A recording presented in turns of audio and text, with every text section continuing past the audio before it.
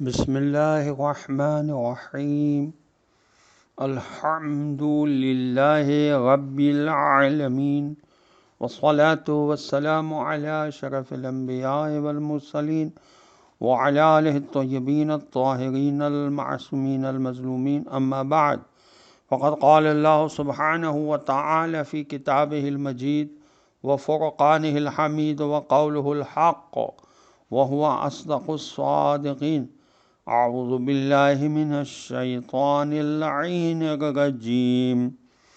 وكفى بالله شهيدا بيننا وبينكم إن كنا عن عبادتكم لغافلين. صدق الله العلي العظيم. سلام عليكم ورحمة الله وبركاته. اللہ تبارک و تعالیٰ کا شکر ہے کہ سورہ مبارکہ یونس کی آیت نمبر 29 کی تلاوت کا شرف میں نے حاصل کیا، جس کا ترجمہ یہ ہے کہ پس ہمارے اور تمہارے درمیان اللہ کی گواہی بہت کافی ہے کہ ہم تو تمہاری عبادت سے بالکل ہی بے خبر تھے۔ مطلب یہ ہے کہ قیامت کے دن عجیب افراتفری اور نفسا نفسی کا عالم ہوگا۔ انسانوں نے اپنے اوہام و خیالات کے مطابق جو رشتے جوڑ رکھے تھے سب کے سب توڑ پھوڑ دیے جائیں گے۔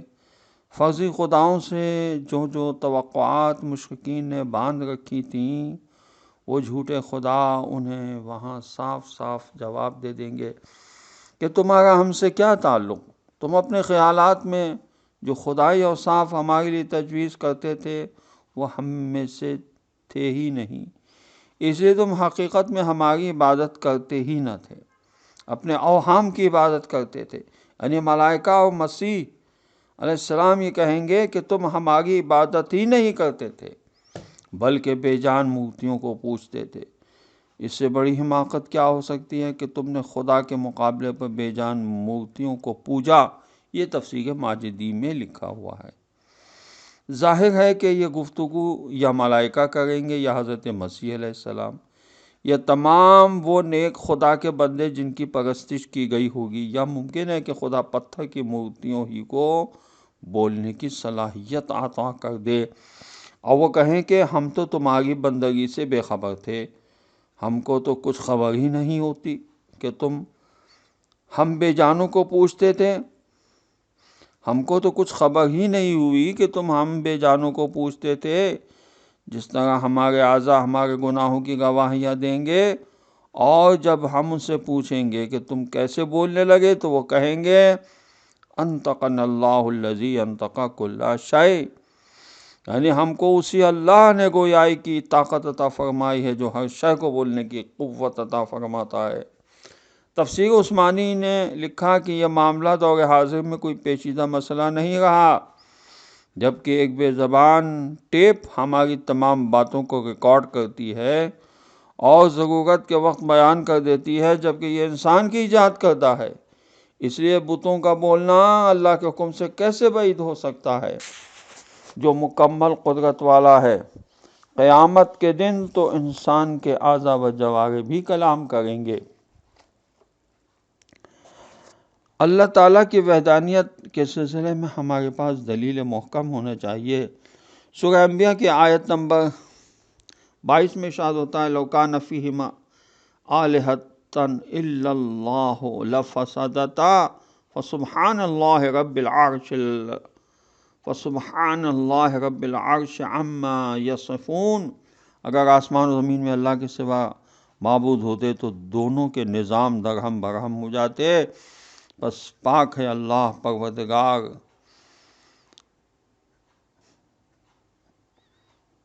ان باتوں سے جو بناتے ہیں، جو یہ بناتے ہیں۔ وضاحت یہ ہے اس آیت کی، اور سورہ مومنون کی آیت نمبر 91 کا بھی مضمون یہی ہے، جو برہان تمانے پر دلالت کرتا ہے، جو توحید پر اہم دلیل ہے۔ اس کی تفصیل یوں ہے کہ اگر اللہ تعالیٰ کے علاوہ کوئی اور خدا ہوتا یا زیادہ خدا ہوتے تو ان میں سے ہر ایک اس جہان کا نظام چلانے کے لیے مستقل ہوتا اور اس سے دوسرے خدا کی ضرورت نہ ہوتی۔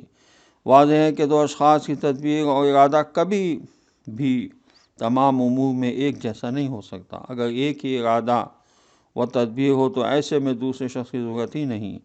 بس متعدد خداؤں کا وجود جہان کی تدبیر میں تنازع و تضاد کا لازمہ ہے، یا پھر ان خداؤں میں سے ایک کی عجز و ناتوانی لازم آئے گی؟ حالانکہ جب ہم کائنات پر نگاہ ڈالتے ہیں تو پتہ چلتا ہے کہ کائنات کے تمام اجزاء خاص اور واضح قوانین کی پیروی کر رہے ہیں اور سب پر ایک ہی نظام حاکم ہے۔ امام جعفر صادق علیہ السلام کی حدیث ہے کہ کائنات کا صحیح چلنا، عالم میں تدبیر کا پایا جانا اور ایک دوسرے کے ساتھ منسجم ہونا مدبر کے ایک ہونے پر دلالت ہے۔ یہ توحید صدوق میں لکھا ہوا ہے، صفحہ 205 پر۔ وآخر دعوانا ان الحمد للہ رب العالمین، والسلام علیکم ورحمۃ اللہ وبرکاتہ۔